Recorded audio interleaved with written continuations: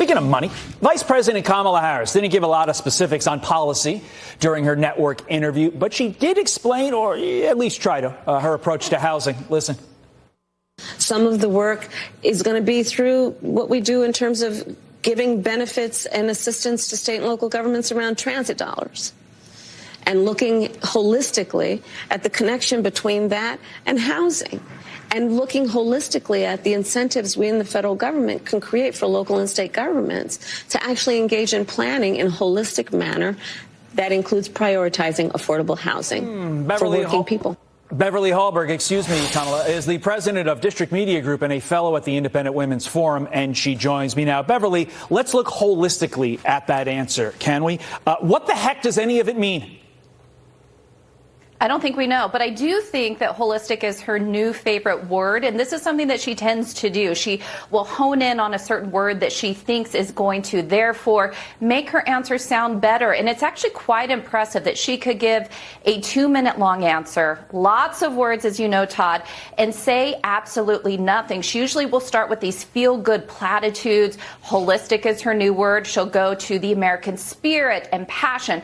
Then she'll quickly pivot to her middle-class upbringing and her mom, and then she'll round it out with a phrase like affordable housing, giving absolutely no details at all.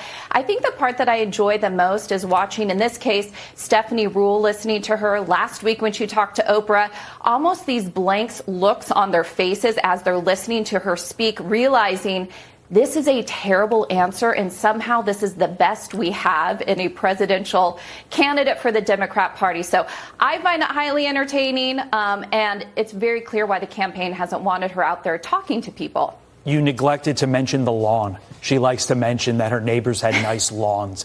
Let's not forget about that. That's important to determining a president. But I'm glad you mentioned the interviewer, Stephanie Ruhle. She went on MSNBC later on in the day and actually called out Kamala Harris for not really answering any questions, but really the answer on taxes. At this point, Beverly, are we ever going to get any specifics with less than 40 days to go before we all vote? Are we going to get any specifics on how she's going to pay for all this or on her economic plan in general? Because quite frankly, yesterday in Pittsburgh, Beverly, we didn't get much. The only way we're going to get any answers is if the press actually presses her. And even when she was talking about raising the corporate tax rate, Stephanie Ruhle kept coming back and said, well, how are you going to do that if the Republicans have both the House and the Senate? And it's almost as if Kamala Harris was never a senator herself and knows how government works. But she just kept saying, we just got to do it. It's almost she thinks if you wish upon a star in a Disney movie that these things can magically happen. And again, it's quite embarrassing that somebody who has been in government, who is the Democrat nominee, can't answer a simple question of, well, you know how government works. We have separation of powers. There's a certain process.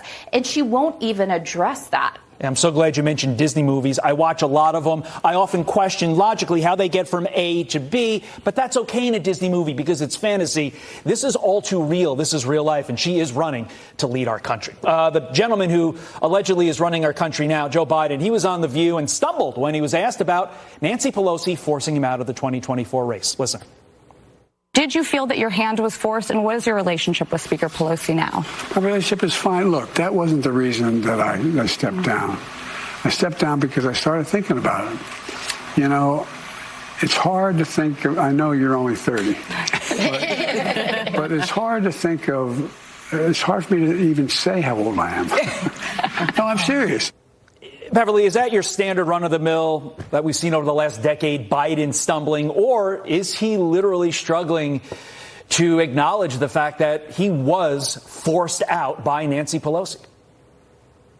That was one of the quickest pivots away from Nancy Pelosi I've heard him use, because he and Nancy Pelosi, of course, have had a close working relationship and friendship for decades. Now, I think what we're seeing here is quite the love fest of Joe Biden, him giggling with the members of The View. There was even a point where he put his forehead against Joe Behar and they looked longingly in each other's eyes. I think this is his consolation prize, because he continued to say in this interview he would have won, that he thought the polling was in his favor. We all all know he was pushed out. Even Whoopi Goldberg mentioned that at one point, that she didn't like the way this went down. And yet I think what we're seeing is the Democrats and the left-wing media said, if you will do this, if you will step down, we will praise you. We will talk about you being like George Washington and being on Mount Rushmore. And I think we're just seeing it in full display what they gave to him if he did step down. And we still have yet to see if anything tangible like book deals and the like will be given to him because he stepped down. We'll see. Beverly Hallberg, great insight today. Really appreciate it. Fox News alert now. The IDF